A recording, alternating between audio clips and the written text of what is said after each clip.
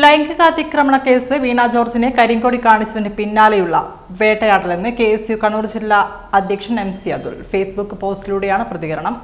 സൗഹൃദമുണ്ടായിരുന്ന സമയത്തെ കാര്യങ്ങൾ തെറ്റായി വ്യാഖ്യാനിച്ചെന്നും ആരെയും അപമാനിക്കുകയോ വഞ്ചിക്കുകയോ ചെയ്തിട്ടില്ലെന്നും അതുൽ ഫേസ്ബുക്ക് കുറിപ്പിൽ പറഞ്ഞു.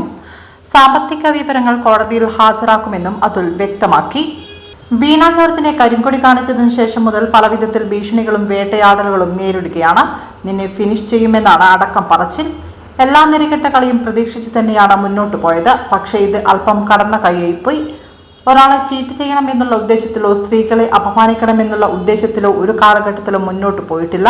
വിവിധ ക്യാമ്പസുകളിൽ സംഘടനാ പ്രവർത്തനം നടത്തി പല വിദ്യാർത്ഥികളുമായും ഇടപഴകി മുന്നോട്ട് പോയ ഒരാളെന്ന നിലയിൽ അവർക്കൊക്കെ എന്റെ രാഷ്ട്രീയത്തെപ്പറ്റി അറിയാമെന്നാണ് കരുതുന്നത്. സൗഹൃദവും പ്രണയവും ഉണ്ടായിരുന്ന സമയത്ത് പരസ്പരം ചെയ്ത സഹായങ്ങളും ഇടപെടലുകളും മറ്റു രീതിയിൽ വ്യാഖ്യാനിച്ച് മുന്നോട്ട് പോകുന്നത് ശരിയാണോ എന്നത് കാലം തെളിയിക്കും.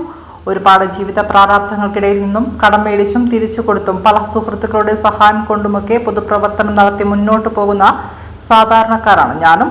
ഇപ്പോഴും കടവും ലോണുകളുമല്ലാതെ വ്യക്തിപരമായി ഈ പൊതുപ്രവർത്തനം കൊണ്ടൊന്നും സമ്പാദിച്ചിട്ടില്ല. വേദനകളും യാതനകളും പ്രതിസന്ധികളും അനവധി ഉണ്ടായിട്ടുണ്ടെങ്കിലും ഈ പൊളിറ്റിക്സിൽ നിലനിൽക്കാൻ പ്രേരിപ്പിക്കുന്നത് ഇതിനോടുള്ള പാഷനും കോൺഗ്രസിന്റെ ലെഗസിയുമാണ്. കോടതിയുടെ മുന്നിലിരിക്കുന്ന ഒരു കേസിന്റെ കൂടുതൽ വിശദാംശങ്ങളിലേക്ക് പബ്ലിക് ഡൊമൈനിൽ തൽക്കാലം ചർച്ചയാക്കാൻ ഉദ്ദേശിക്കുന്നില്ല.